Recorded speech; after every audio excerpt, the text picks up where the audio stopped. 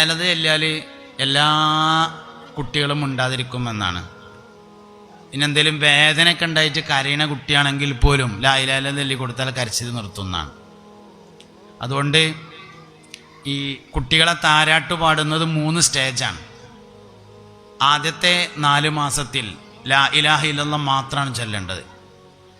രണ്ടാമത്തെ 4 മാസത്തിൽ നബി സല്ലല്ലാഹു അലൈഹി വസല്ലമയെ മദ്ഹ് ചെയ്യുന്ന എന്തെങ്കിലും പാട്ടുകളൊക്കെ പാടാം. മൂന്നാമത്തെ 4 മാസം, അപ്പോൾ 8 മാസം കഴിഞ്ഞു. പിന്നെ ഇനി 4 മാസം മാതാപിതാക്കളെ പരിചയപ്പെടുത്തുന്ന പാട്ടുകൾ പാടാവുന്നതാണ്.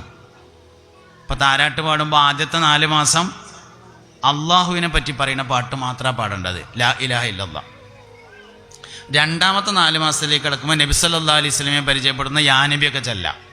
സലാത്തുല്ലാഹ് സലാമുല്ലാഹ് അലാ ത്വാഹ റസൂലില്ലാഹ് സലാത്തുല്ലാഹ് സലാമുല്ലാഹ് അലാ യാസീൻ ഹബീബില്ലാഹ്.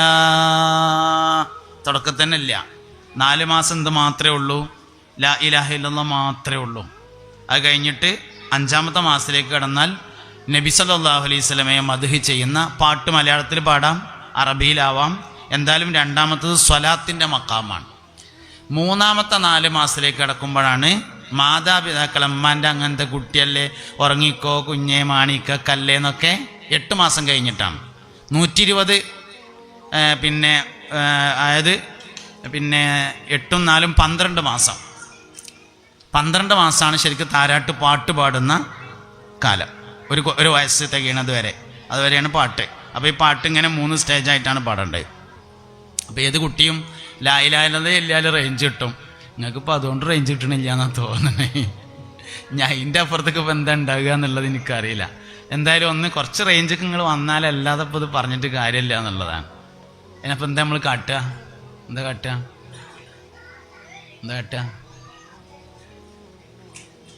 ഇപ്പം കുറച്ചൊക്കെ വരുന്നുണ്ട് തോന്നുന്നുണ്ട് അല്ലേ? തലയൊന്നും ഇളകണില്ല ഞാൻ എന്ത് ചോദിച്ചാലും. പിന്നെ എന്ത് റേഞ്ച് അങ്ങക്ക് ഉള്ളത്? കുറച്ചൊക്കെ റേഞ്ച് കിട്ടുന്നുണ്ട് തോന്നുന്നുണ്ട് അല്ലേ? ഇൻഷാ അല്ലാഹ്. ഏതായാലും ഇപ്പോൾ പറഞ്ഞു പോയാനാക്കുക. അപ്പോൾ പിന്നെ ഞാൻ പറഞ്ഞുകൊണ്ടിരിക്കുന്ന ഒരാശയം, ജീവിതത്തിലെ ഏറ്റവും പ്രധാനപ്പെട്ട ഒരു ഭാഗം ഒരാളുടെ ജീവിതം ശരിയോ തെറ്റോ എന്ന് തീരുമാനിക്കൽ അയാൾ എങ്ങനെയാണ് മൗത്തായത് നോക്കലാണ്. ചില ആൾക്കാർ മരിച്ചോടത്ത് നമ്മൾ പോയിട്ട് വരുമ്പോൾ നമ്മൾ പറയും, പിന്നെ എന്തോ ഒരു നല്ല മനുഷ്യനായിരുന്നു, മരിച്ചു എന്ന് തോന്നൂല. മുഖത്തേക്ക് അങ്ങനെ നോക്കിയാൽ ചിരിച്ചിങ്ങനെ